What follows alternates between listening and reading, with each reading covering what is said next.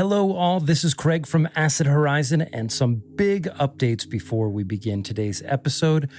First off, I really need to thank all of you who supported Acephalus, the erotic tarot of George Bataille, our Kickstarter campaign. We've succeeded beyond and far beyond our expectations. We came in well above the goal that we had set for ourselves at the beginning of the project. Things looked hairy somewhere towards the middle, but in the end, so many people came through and decided to support us. So later this year, those of you who did support, you will be receiving either our limited run tarot deck and or the companion book of essays that comes with it that will include essays by Acid Horizon and perhaps even a few special guests.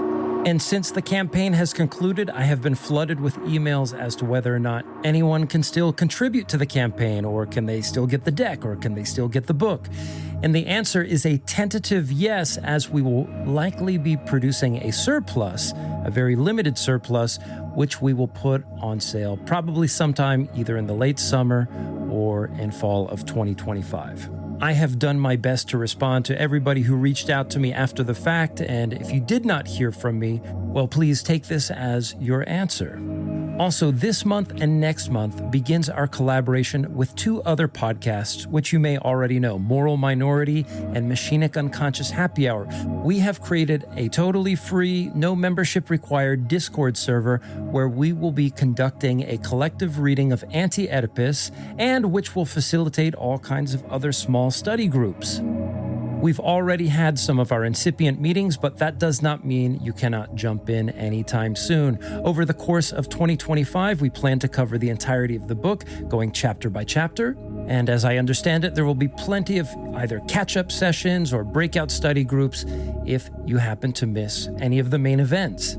I put, I believe, what will be a permanent link to that Discord server in the show notes of this particular episode, so if you have not joined us on Discord already, now is your chance to do so. Alternatively, you can go to our Patreon account. You don't even have to be a paid subscriber.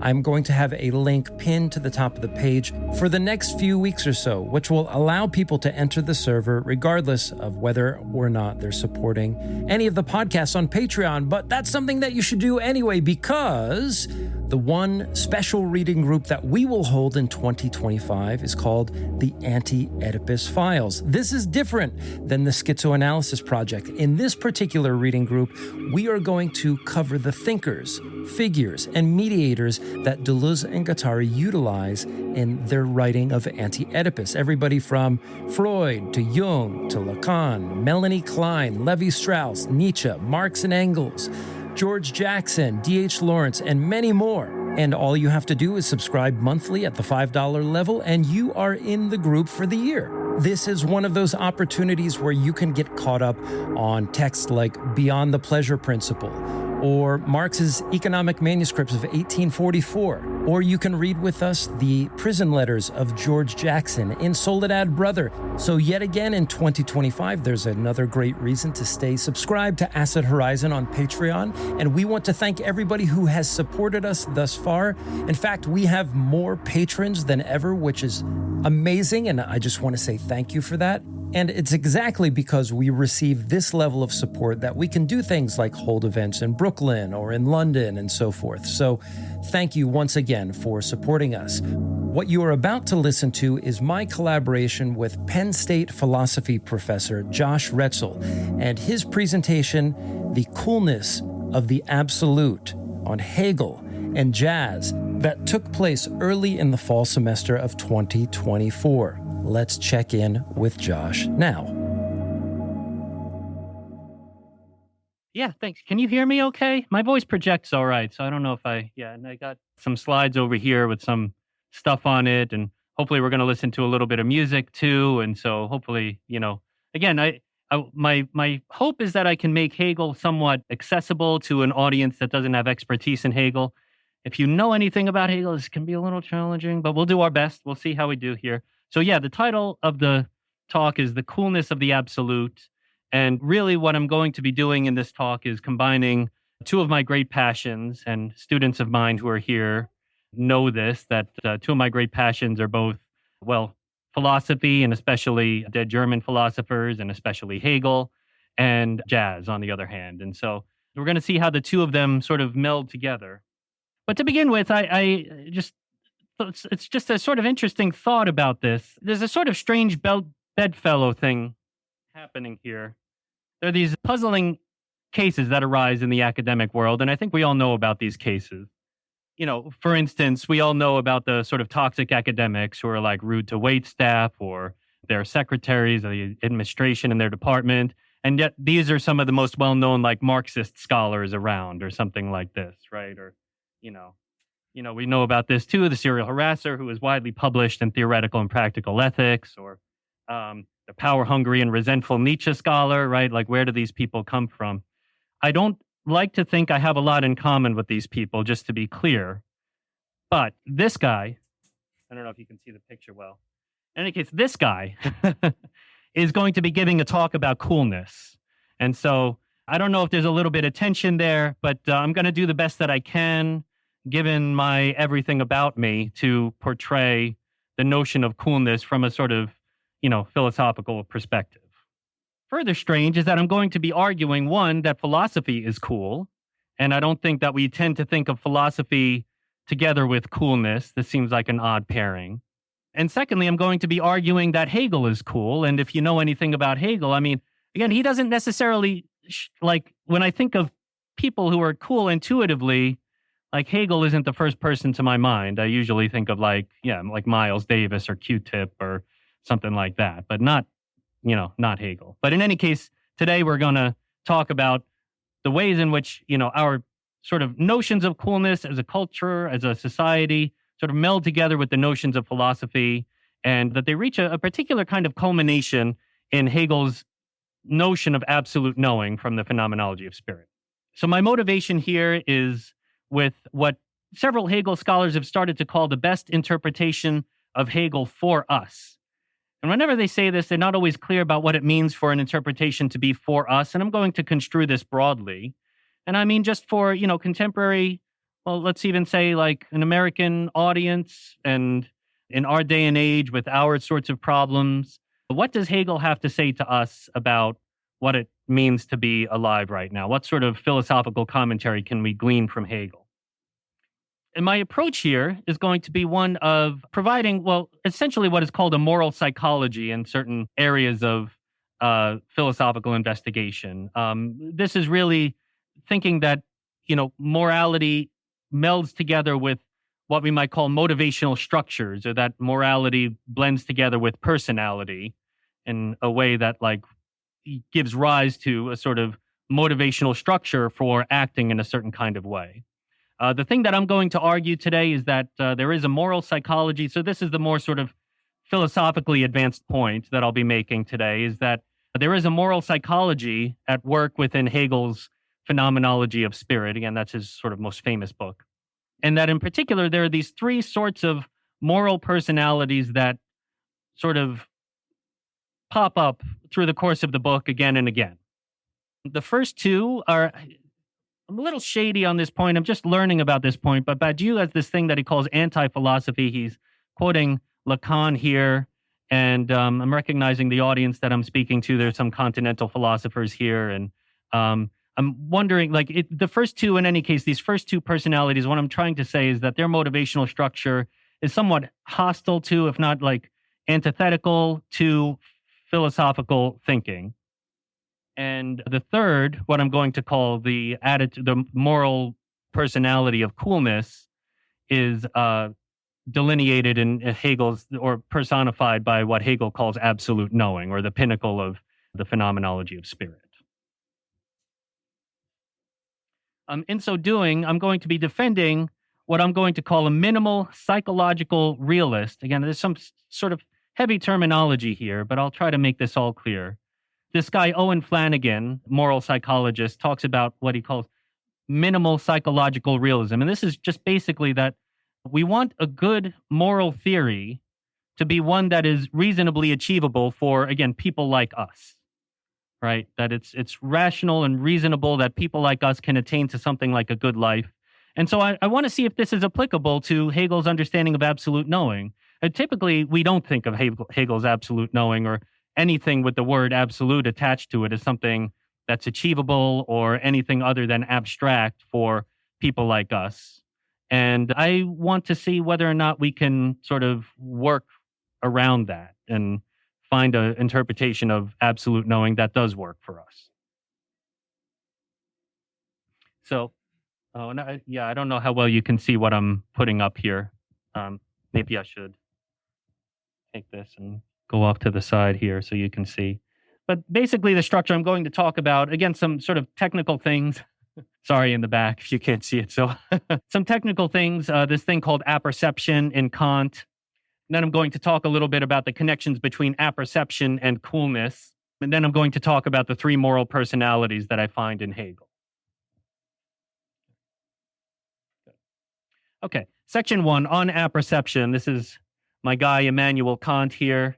And I'm going to start off with a pretty famous quote. I don't know if there are people who have read Kant in the room before, but those of you who have, if you've read the first critique, you know the quote that I'm about to put up here. This is among the more famous quotes from from Kant's critique of pure reason. He says here, "It must be possible for the I think to accompany all my representations.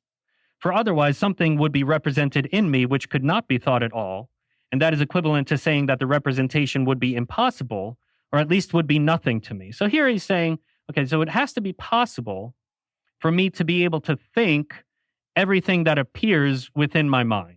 Right? This is basically like a representation is like a mental content. So everything that appears within my mind in principle must be thinkable.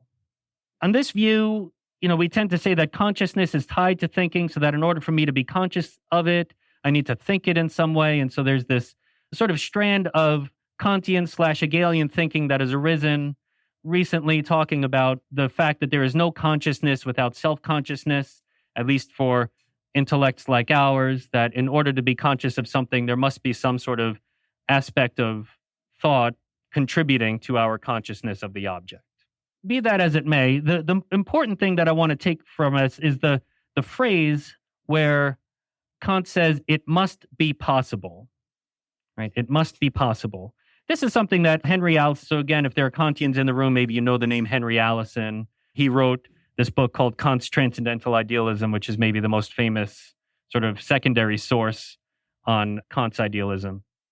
Henry Allison calls this a necessity of a possibility. It must be possible. It's a strange sort of combination, right? Because we usually think of necessity and possibility as opposed to one another. But what Allison is saying is that the necessity for thinkability must be there. And this is not the necessity that the thing be thought. It's the necessity that the possibility of thought exists, if that makes sense. And so this is tantamount to saying the necessity of possibility is not necessitating that thought arise. He's just giving the possibility that thought arise. And how does thought arise? Well, it arises sort of its own volition. Thought is a spontaneity, Kant wants to say, right? Another way to put it is that it's a self-caused cause. This is another, so my 19th century students that I see in the class right now know when we talk about like freedom as a kind of self-cause.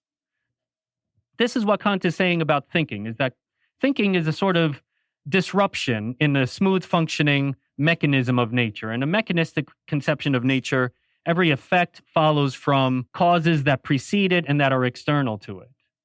And yet, once we start to talk about things like thinking, we find ourselves talking about things that cause themselves and are not caused by anything external to them, right?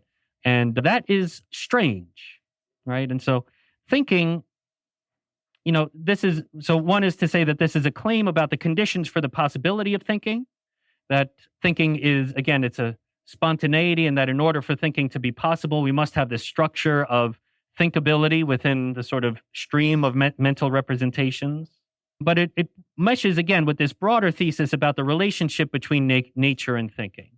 This is the idea that within the sort of smooth functioning mechanism of nature, there are nevertheless these moments of eruption that we can call thinking. Kant has other ones that he'll talk about, like the goodwill, for instance, is another moment of like eruption within a smooth functioning mechanism of nature. But that is not caused from without, but is only caused by its own self.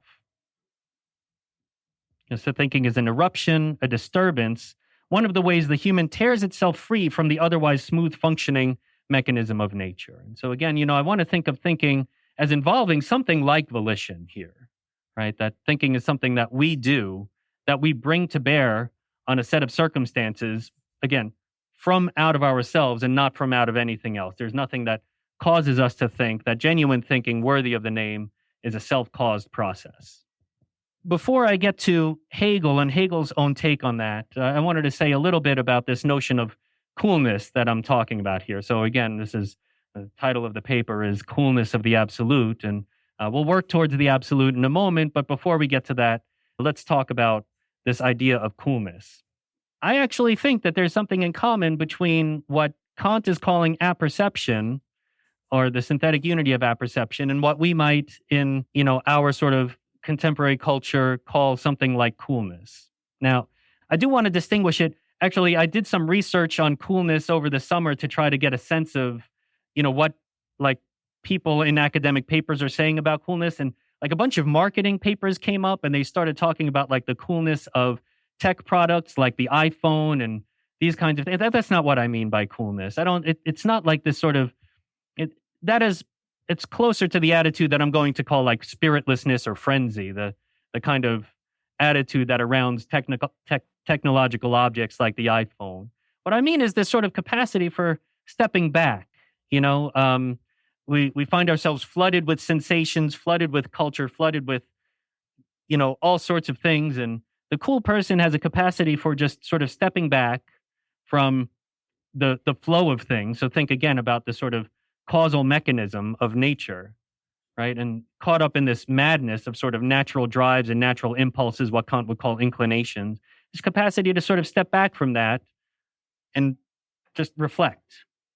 So again, like coolness for the iPhone means something like desirability or the capacity to incite a frenzy of market demand. That's not what I mean. This sense dates back, again, as far as I can tell from the history of the word, it dates back to Shakespeare, who would speak of like cool patience or cool reason, right? As opposed to sort of the hotness that predominates in moments of frenzy. And of course, this then I think describes a phenomenon that far precedes and succeeds Shakespeare. I think that it has its origins in, one of the figures that I didn't have time to sort of prepare too much on this topic, but one of the figures I think of coolness, when I think of this, I think of Socrates, for instance.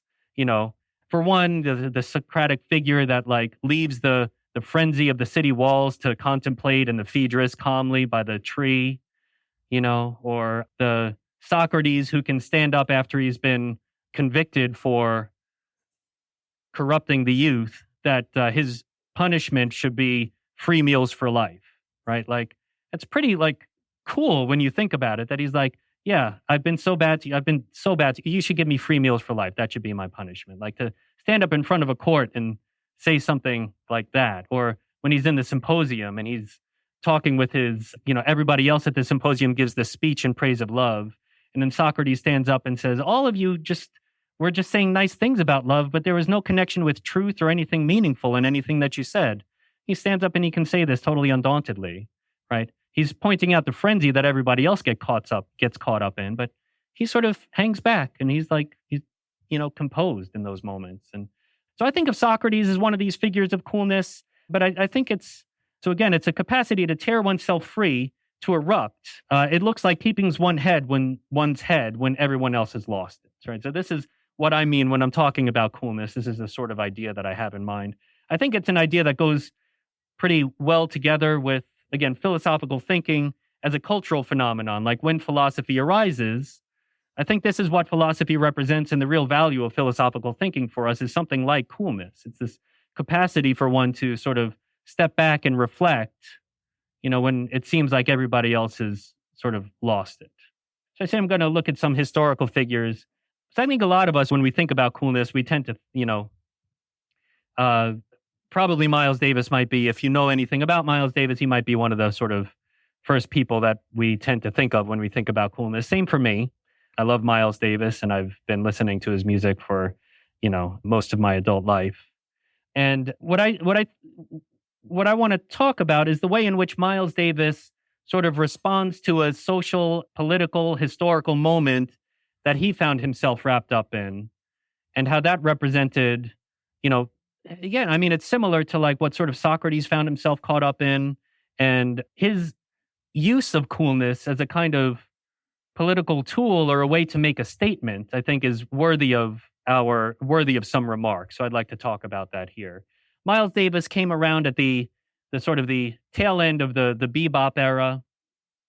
And in order to understand sort of what's going on even there, we need to know some history. So there was sort of some of the main eras of jazz are like the swing era, which gives rise to the bebop era, which gives rise to cool jazz, right?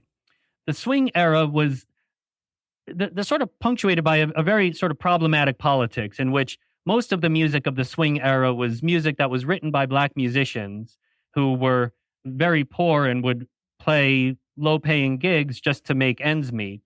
Some of the gigs they would play would be attended by white musicians who would appropriate the music, play it to rich audiences, make a lot of money using music that they didn't write. So again, it was a common phenomenon for black musicians to write songs that white band leaders stole. They would get rich playing songs that they didn't write for large, wealthy audiences. According to a common story, bebop is a sort of reaction to this phenomenon. And so I don't know if you know anything about bebop music or, sort of the main musicians, but these are people like Charlie Parker and Dizzy Gillespie. These people are like, if you've ever listened to their music, these are absolute geniuses on their instruments who have just incredibly complex chord structures and incredibly intricate sort of melodies that they play. And their improvisational speed is just, it's otherworldly. It's amazing the kinds of things that they're able to do. And basically, it was like a dare to white musicians. It was like, copy this. I dare you. So here's an example of this. This is a song called Ornithology by Charlie Parker. I haven't tested the links yet, so we're going to see if this works. And then you see, Charlie Parker just goes, he's off to the races from there. And so, you can hear like very, very fast beat that's being played, very intricate sort of melody, tons of notes in there, tons of chord changes, right? And all of these kinds of things are just very complex, right? Everything about bebop is just complexity upon complexity. Miles Davis, one of the other things that I wanted to point out about this music, though, is also like the busyness of the music, the sort of hecticness of, I don't know if that's a word, but let's pretend it is, the hecticness of the music, right? There's something very sort of like, there's a kind of unease about most songs that you listen to in bebop, right? Something very uneasy about the music. And Miles Davis developed a style of music that was sort of a reaction to this reaction.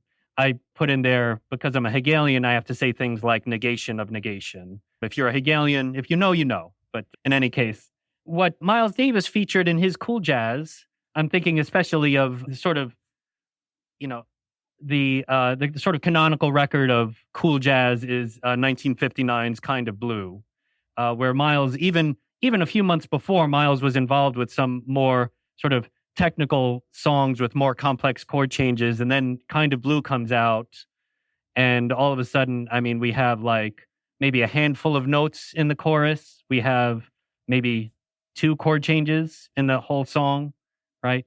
And very slowed down, very sort of mellow pace to everything. And it just sort of, again, it's punctuated by like very simple chord changes, slow, flowing, relaxed heads, sometimes only a handful of notes, right? So we know, like, we'll listen to this example. Let's try this. This is going to be So What, if I can get the cursor over here. All right, and then Miles does Miles's thing. But in any case, so, hopefully we were able to tell there's a pretty stark difference, between those two songs, right? The sort of madness and the unease of Ornithology, and then the relaxed sort of easy pace of So What. I like to think that cool jazz represented something like a cultural statement for its followers in the time in which it's coming up. I'm going to share a quote in a minute, but this album represented not just an attitude towards a sort of greedy, frenzied, and thoughtless audience, right? This sort of like indifference with which it approaches them, which again, there's a lot going on there that, I'd love to talk about, and maybe this can come up in the Q&A a little bit, but there's a lot that's going on between the way that the jazz musician relates to the audience is a lot about there's a lot of history of jazz involved in that as well. But yet an attitude of indifference almost explicitly here, Miles Davis saying, so what, right? But it's a reaction to a greedy, frenzied, and thoughtless audience, a social, political, and moral response to the madness of the day. And so I have this long quote here, and if you can, this is from a book called 3 Shades of Blue, which just came out over the summer. It's a brand new book, but it's about the recording of Kind of Blue, and it's by a jazz writer named James Kaplan. And if you'll indulge me, I'd like to read this quote here because I think it exemplifies exactly what Miles Davis was trying to accomplish with this music. So it was 1959, James Kaplan says. The world jostled and rocked.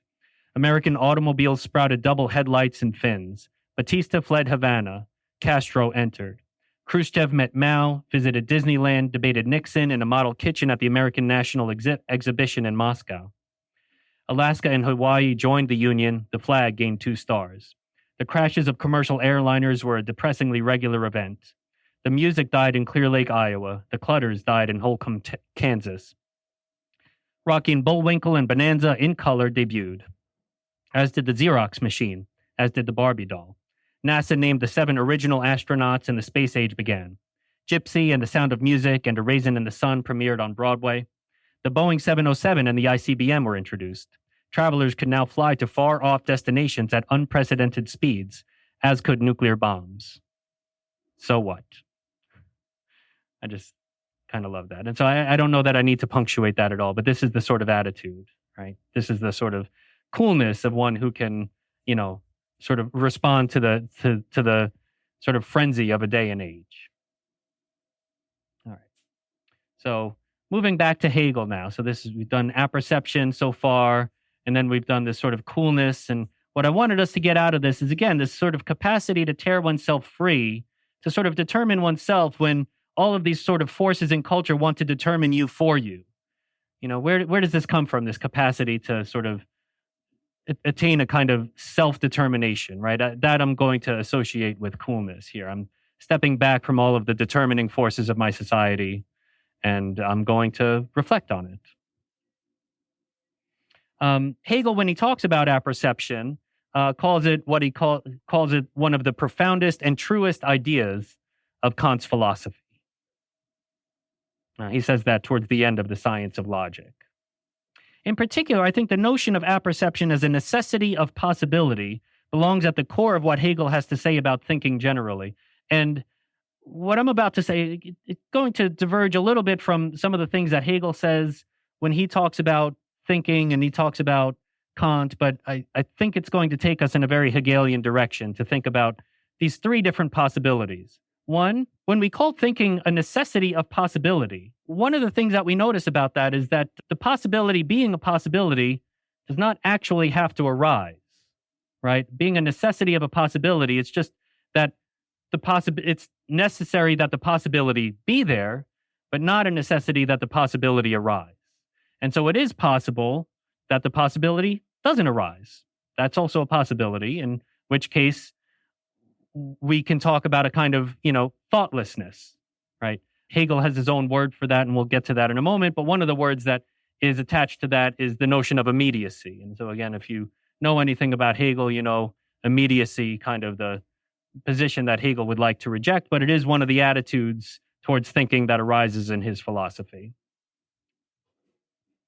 Another way to sort of approach this is to think of it, to approach thinking not as a necessity of possibility, but the way in which people frequently take Hegel, right? A lot of interpretations of Hegel see him as this sort of like great system builder who's just sort of swallowing everything up in a broad dialectic of thought and fixing everything in place within an all-encompassing system of thinking.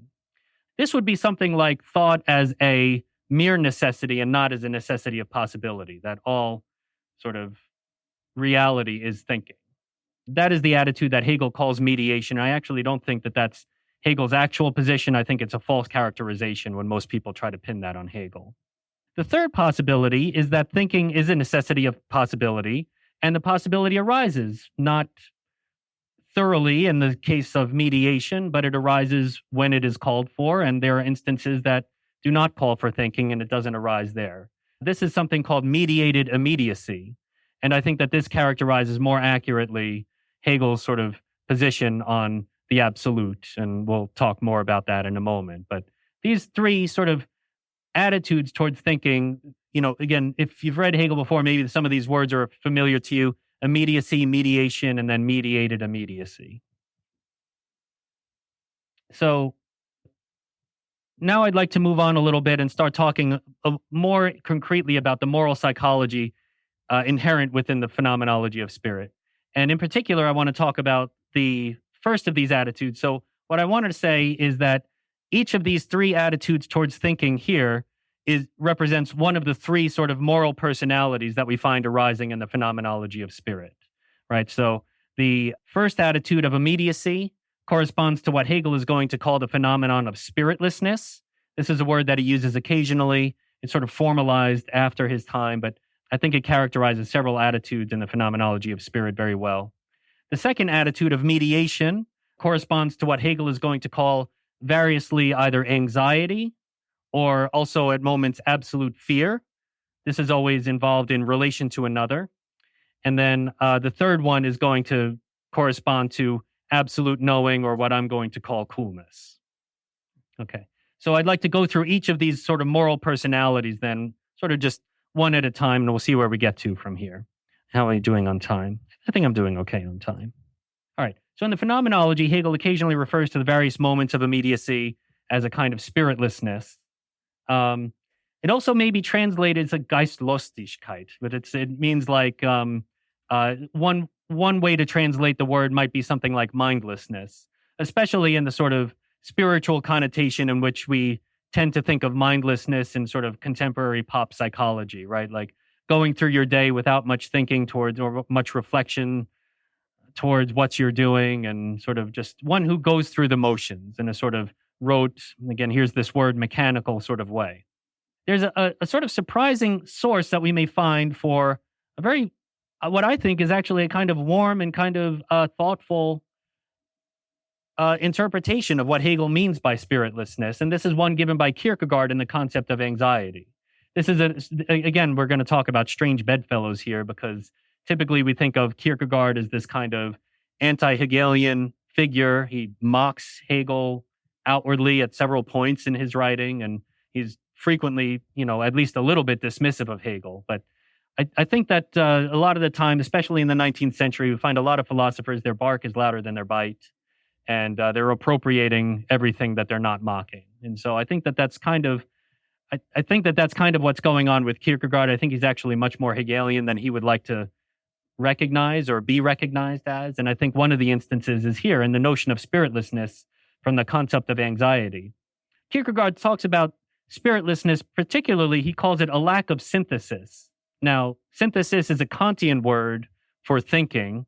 Kant uses this word to describe, again, when he talks about the synthetic unity of apperception, the possibility of combining separate mental contents together is what Kant thinks constitutes thinking. Hegel doesn't always talk about synthesis. It's not really a word that he likes, and he's even a little bit dismissive of the word synthesis in some instances. But there are instances where it also kind of applies to talk about Hegel together with synthesis. One instance I'll just talk about very quickly would be like when Hegel talks about the good infinity versus the bad infinity in the science of logic. If you know, you know. If not, don't worry too much about it. We'll get to what we need to get to. But for our purposes, what I'd like for us to think about is spiritlessness, is, again, a kind of thoughtlessness that is characterized maybe by what, Hegel discusses in the first chapter of the Phenomenology of Spirit, where we are encountering a form of consciousness that is just sort of streaming in an endless series of nows and heres, right? Without any sort of thought about how these nows and heres fit together. It's just this endless sort of constantly flowing rush of sensory intake, right? No reflection. Here is what Kierkegaard has to say about this kind of idea. So if we think about that turned into a form of life, I think we can all recognize ourselves in that, perhaps to some extent. We can certainly recognize, others in that to some extent, right? People who go through life sort of, without much reflection on what they take in, but just sort of passive with respect to things that happen to them. Kierkegaard says of spiritlessness that it really knows no distinction between the present, the past, the future, and the eternal. Its life and its history go on crabbedly like the writing in ancient manuscripts, without any punctuation marks, one word, one sentence after the other. And so again, we think of this just sort of basic stream of words, maybe like Heideggerian idle chatter or something like that, right? I think also I have some other examples that I can point to, but also Heideggerian standing reserve, I think fits in here too, when we're sort of just, if even we look at the Rhine and all we see is an object for marketing to tourist industries, right? There's a kind of like unwillingness to reflect there, right? An unwillingness to sort of punctuate the importance of the thing in which we're looking, kind of thoughtlessness. So that's spiritlessness. Again, this is the first of the sort of moral attitudes that I want to talk about. A little bit more about spiritlessness in the phenomenology of spirit is that it's also marked by a kind of indeterminacy. So I think that this notion of spiritlessness, again, I think it comes up over and over again in the phenomenology. One of the places that we notice it is perhaps in the most famous part of the phenomenology of spirit, the master-slave dialectic, where the master sort of has this position of advantage where they're in a position, they almost never need to reflect. There's no sort of, check or limitation on their outward exertion. And so it's never necessitated for this person to ever come to a point of reflection. If that makes sense to you, if you know about the master-slave dialectic, great. If not, try to think about someone in your life who's just sort of had everything handed to them, and how hard it is for someone in that position to ever have to sort of reach a point of crisis or reflection on their own actions, right? This is sort of like consumption without limitation. So again, in the social realm, this occurs in instances where one possesses an advantage of power over the others, where others cannot limit the thought of the powerful one. And so spiritlessness, I want to say, is the sort of characteristic of the powerful. Whenever power discrepancies arise in the phenomenology of spirit, they arise in several different places. I think what we tend to see is that there's a kind of thoughtlessness because of this lack of check that the powerful have that tends to characterize those moments of imbalance. So one instance is, again, the lord or master in Hegel's master-slave dialectic. The other example that I thought of, I don't have too much time to go into it too deeply, but I think the notion of conscience in the section on the conscience and the beautiful soul, this is towards the end of the book. Again, if you're in my 19th century class, you're going to learn about this in about a week or two. But there we deal with these two different attitudes that mimic the sort of power imbalance of the master-slave dialectic. There's one who claims to be acting on conscience. So there the question is, well, what does it mean to be moral? And one kind of person says, well, it means to act on conscience. And so here a good example, if you don't know Hegel very well, a good example would be like, think about politicians who act from their gut and, they justify all of their actions based on like gut reaction. And what you notice is that over time, one who justifies actions based on like gut thinking and gut reaction can basically justify anything that way, right? And it's not really a very good system for justification. It's actually basically, it turns into, I just do what I want, and then I justify it in terms of its, gut feeling afterwards, right? That's sort of what conscience amounts to for Hegel.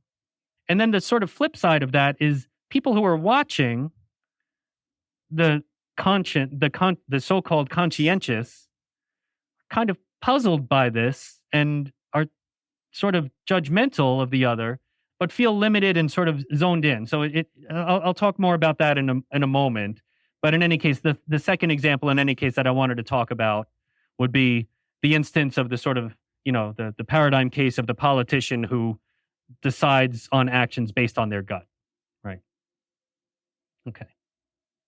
All right. So the second motivational structure or moral personality that I wanted to talk about is this notion of anxiety. Now, anxiety is, of course, a field of philosophy that's been discussed in many, many different ways over, many different times. Of course, Kierkegaard famously, maybe the most famous, treatment of it. I do think that Hegel has a theory of anxiety. It's not as formalized as it is with, you'll find it in like Heidegger or Kierkegaard again, or some of these, Jean-Paul Sartre or other existentialist philosophers. You'll find a lot more sort of well-developed ideas and attitudes towards anxiety than what you'll find in Hegel. But I do think it's something that comes up. And where it comes up is always on the flip side of spiritlessness. So whenever there is spiritlessness, there is always, Hegel's going to say, there are those who are sort of subject to the spiritlessness of others. And the not even the proper response, but almost the necessitated response there is an attitude of anxiety. So one way to think about it is, so Hegel, again, so when we're thinking about the sort of attitudes towards thinking, and we're thinking about like where this fits in. So the spiritlessness relates to immediacy or the necessity of possibility where the possibility doesn't arise. Here we're talking about the mere necessity of thinking or mediation. This would be something like overthinking, right? And this arises in instances where, again, there's a power imbalance and one is unsure of, one is on the other end, the wrong end of the power imbalance. What Hegel says is going on there is that it's like being held out into the other. Why? Well, because the one on the other end of the power imbalance, we can think of the bondsman in the master-slave dialectic, or we can think of the beautiful soul in Conscience and the Beautiful Soul. In both of these instances, we have a person who has had to reflect, has had their thinking checked, has had to face a kind of crisis, and is trying to respond with reason to one who is fundamentally irrational.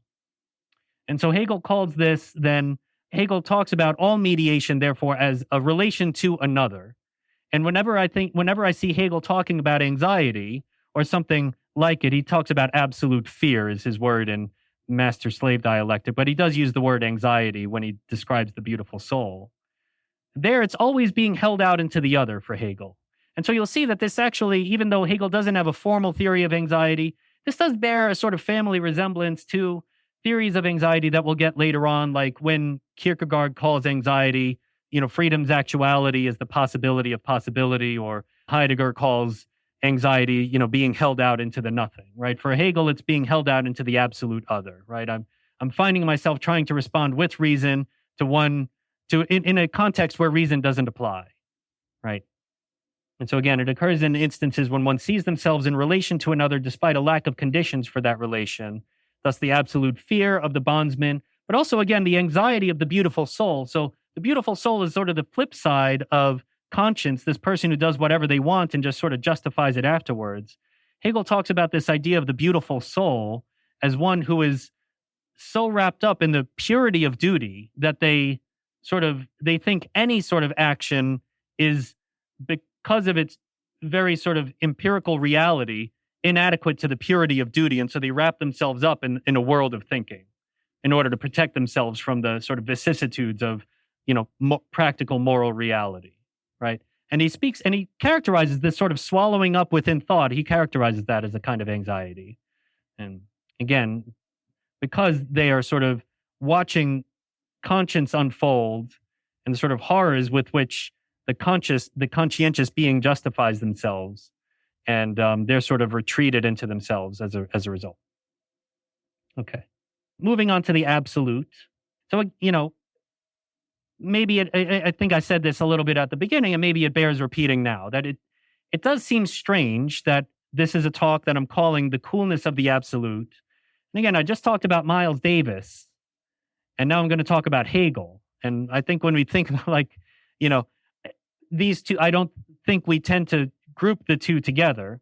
And especially when we use words like the absolute, I don't know that we tend to associate the absolute with something very heavy and something not at all cool, right? Like, other places in which the word the absolute comes up in 19th century culture around Hegel's time are like, we get, the war theorist Clausewitz talking about absolute warfare, right? Or we get E.T.A. Hoffman giving the first review of Beethoven's Fifth Symphony and talking about absolute music, right? These are, they don't actually very easily associate themselves with a kind of ease of thinking, right? Or a sort of leisureliness that, I was just talking about with respect to Miles Davis and cool jazz.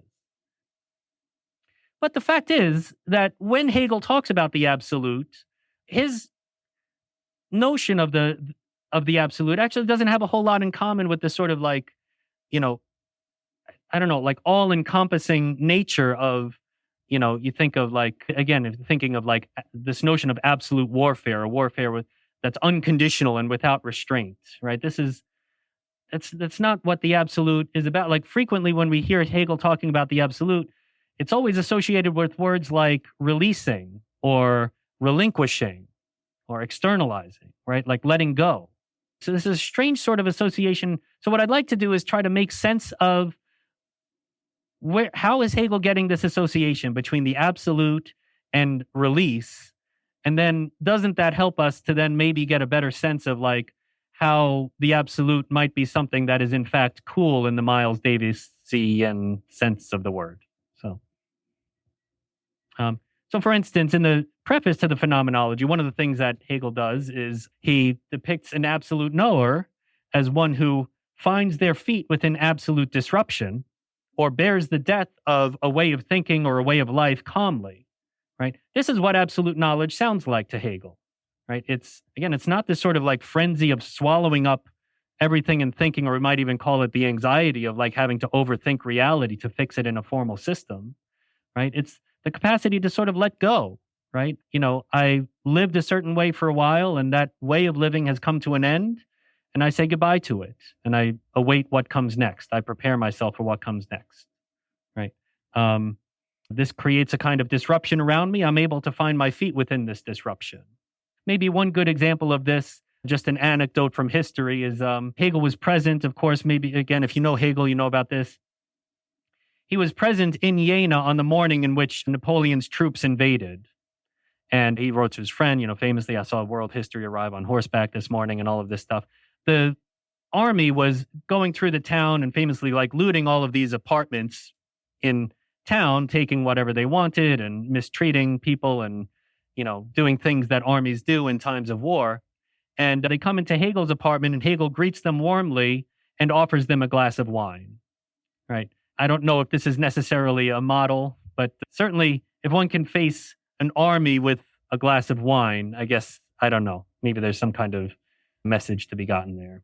So again, just back to the sort of theoretical point that I'm trying to make here about the absolute. The absolute has an etymology that actually, I think, bears pretty closely to these notions of release, these notions of allowing. And that's what I think Hegel is really focusing on, is a sort of literal understanding of the word absolute. The etymological sense is that the absolute comes from the Latin ab, right? There's a prefix. It means away from or fleeing. And then solvere, meaning to solve.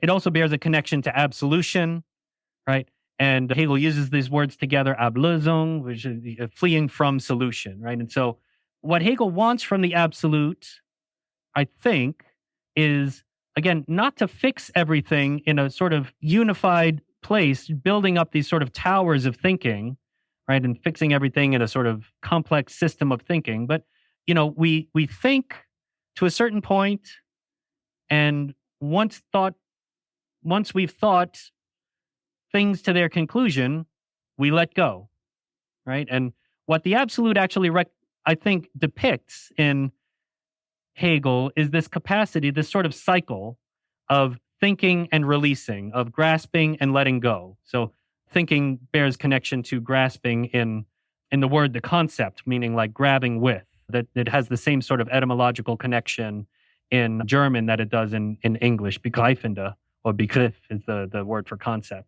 I grasp, right? But then I also let go. And Hegel will talk about this in certain areas where he'll talk about the Kantian form of thinking as crushing and idealizing the world, but then leaving it to the sort of beneficence of the absolute, he says, to release it into its own truth, right? So this sort of give and take. What is absolute knowing for Hegel is this sort of wavering capacity to both think and to let go, and think and let go, right? And so one of the things that Hegel says in absolute knowing is that spirit has brought to a close the moment of giving shape to itself inasmuch as that movement is burdened with the insurmountable differences of consciousness. This is a pretty hefty quote here. I think all quotes in Hegel are pretty hefty. Again, one of the reasons why we have trouble associating with him with something like coolness. But what he's talking about here is, that there's a certain trajectory that has plagued the Western world since the moment of its inception, and it's a trajectory of opposition, right? Of one versus another, subject, object, self, other, individual God, individual collective, individual society, right? All of these kinds of things, these other various forms of opposition have sort of plagued us throughout our history. And what Hegel depicts in absolute knowing is actually, he says, it's in absolute knowing, we bring to a close the moment of opposition, right? We stop playing the game. We have all of these ways of thinking about opposition. And what Hegel depicts throughout the course of the Phenomenology is the falsehood, essentially, of these different forms of opposition, right? We start to think of myself as opposed to another, and then we see, well, that doesn't quite work out. We start to think of myself as opposed to God, and then we recognize something that Hegel calls unhappy consciousness, right? And so that doesn't quite work, and so on and so forth, and we find ourselves confronted with all of these oppositions, and we find out that by means of their own logical momentum, they all just sort of crumble. And what we're left with is just the future, right? We're left with a future that can point beyond opposition. And so really what this is a readying for the future. Right? And that's what I think Hegel is up to in the Phenomenology of Spirit. So one question then is, well, what is the best interpretation of that for us? Again, this is getting back to the first question that I asked at the beginning. Best interpretation of Hegel's Phenomenology of Spirit for us. To introduce one last piece of terminology, I want to associate this with a minimal psychological realism. Here's a quote. I'm going to skip over the quote. I already described this. This is just like, people like us, what does this mean for you and me sitting in this room? Like, what can we take away? Why do we have to care about absolute knowing? What does this mean for us? Sort of two problems I see with appropriating this for us is, one, that it does seem like, again, when we talk about something like absolute knowing, again, the connotation there is that this is sort of like a permanent state of enlightenment or something, or that it never comes into doubt, never called into question. It's sort of a permanent opening to the future. And that seems very difficult to attain, especially for people like us who are sort of bombarded with, an age of, various sort of name your crisis kinds of moments, right? The second problem is that Hegel's absolute is, well, it's famously also kind of a collective realization, and it's kind of utopian in the sense that really this kind of letting go only works best when you let go and I let go too.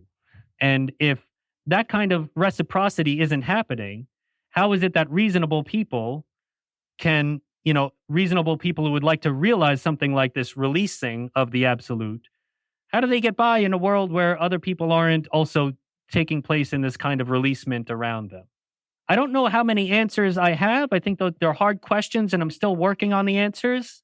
So maybe this is a bit of an anticlimactic conclusion, but here are some attempts, and then we can talk about these attempts. Again, Nietzsche says the philosophers of the future will be the great attempters, right? So here's an attempt.